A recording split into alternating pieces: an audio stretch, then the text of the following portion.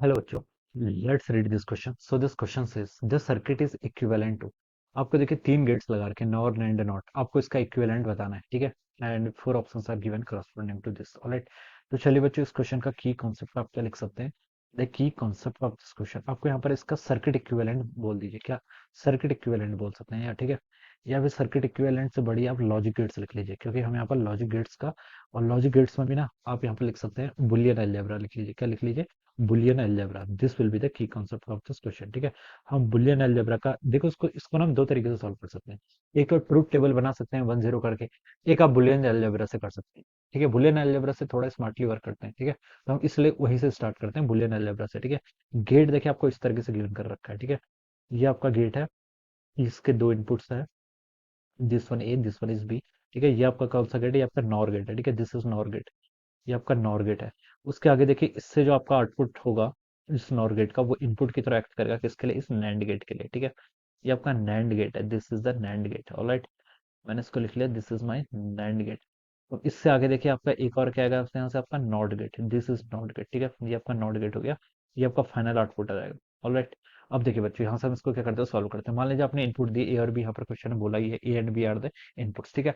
Nor gate देखिए क्या करता है, और गेट क्या करता है, और क्या करता है, देखिए और होता है आपका ए प्लस बी, ये नॉर है, लेकिन तो हम बताएंगे यहाँ पर से जो आपका लॉजिक आ जाएगा वो कितना हो जाएगा आपका, इसका आउटपुट आपका ए प्लस बी, नॉर है पहले तो और से ए प्लस बी हो जाएगा, फिर एन भी आगे से, ठीक है। ये नॉट गेट लगा है वो बार कर देगा, ठीक है। अब देखिए यहाँ पर जो इनपुट आएगा वो क्या आ जाएगा, नैंड के लिए ए प्लस बी का बार, ऑलराइट। और यहाँ पर से जो इनपुट आएगा वो क्या आएगा आपका ए प्लस बी का बार, ठीक है।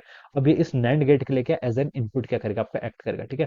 तो देखिए बच्चों, इसको मैं मान लीजिए y1 बोल देता हूँ, ये आपका नॉर गेट का आउटपुट था, ठीक है। इसको मैं y2 बोल देता हूँ, this will be the output of this NAND gate, ठीक है।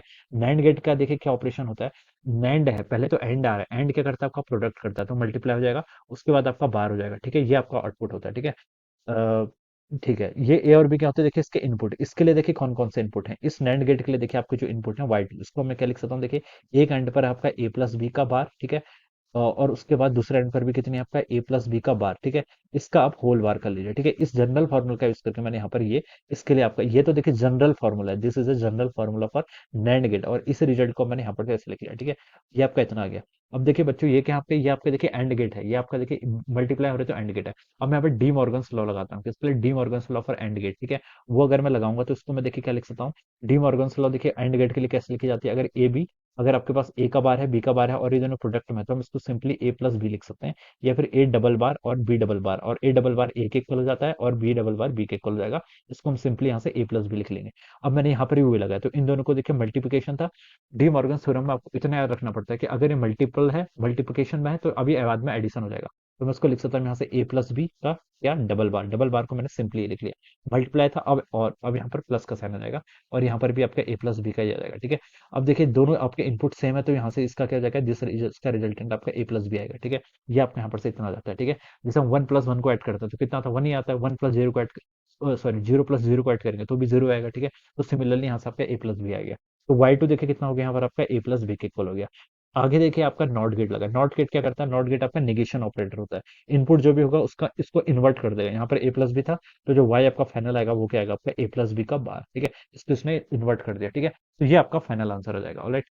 तो ये देखिए किसकी कैरेक्टरिस्टिक है, दिस इज रिप्रेजेंटिंग व्हाट, ये क्या रिप्रेजेंट कर रहा है आपका, नॉर गेट रिप्रेजेंट करता है, ठीक है। ए प्लस बी आ गया तो, और उसके ऊपर नॉट है तो नॉर गेट, ठीक है। तो फाइनल गेट आपका नॉर गेट यहाँ से रिप्रेजेंट करेगा, ठीक है।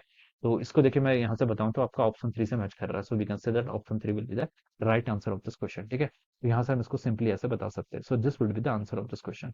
सो I hope you all understood this concept, all the best and thank you.